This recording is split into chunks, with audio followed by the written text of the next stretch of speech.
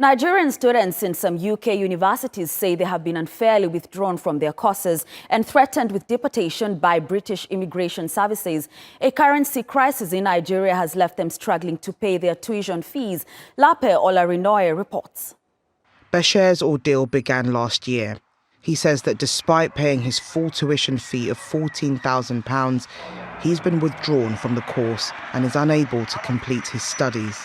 The first installment went through of £4,000, and then immediately I paid that £4,000.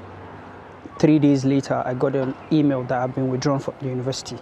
Meanwhile, I have been in constant contact with the student life. They kept telling me that there's no problem, I should just keep on updating them. A worsening economic situation and a currency crash back in Nigeria are making it hard for those studying abroad.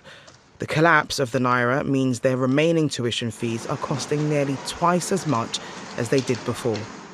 Just 5 years ago, a dollar was equal to 350 naira. Today, a dollar is worth 1,460 naira. A student who paid $15,000 in tuition fees in 2019 would have paid the naira equivalent of 5.2 million naira. Now, the same tuition cost about 22 million naira. That's a fourfold increase. They gave me only a week from the day that email came in through. So I was like, if I have to pull out money for my Form A, it's going to be like I have to double that amount to pay that 3,000. So where am I going to get that double the amount they're asking me to pay in that short period of time? UK universities are responsible for sponsoring prospective students from overseas.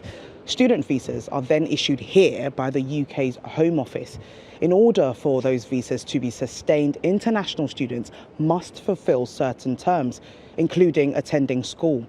If they don't, they risk having their visas cancelled. Diaspora organisations like CANOC, the Central Association of Nigerians in the UK, are calling on universities to make exemptions for affected students. But the main issue is, why must you expect someone without informing them? Why must you send them to go and meet debt collector, they call them STA Unified, to go and collect the debt? After collecting all this money, you should send them back home. It doesn't work that way. With little money left and no communication from the university, Bashir's future in the UK is in limbo. When asked, Teesside University said, "We are working with a small group who do need to return to their home country and are opening an international relief fund for this group only to offer additional financial support for these unexpected travel costs." Despite an intervention by the Nigerian government, local MPs and other bodies like CANOC, there's still no clear solution on what lies ahead. So now I will know if Teesside will allow me to go back to school in September to finish my course, or they have just taken my money just like they are doing with other international students. After spending thousands of pounds to study in the UK, these students face returning home with no money and no degree. Lape Olarinoye, Africa.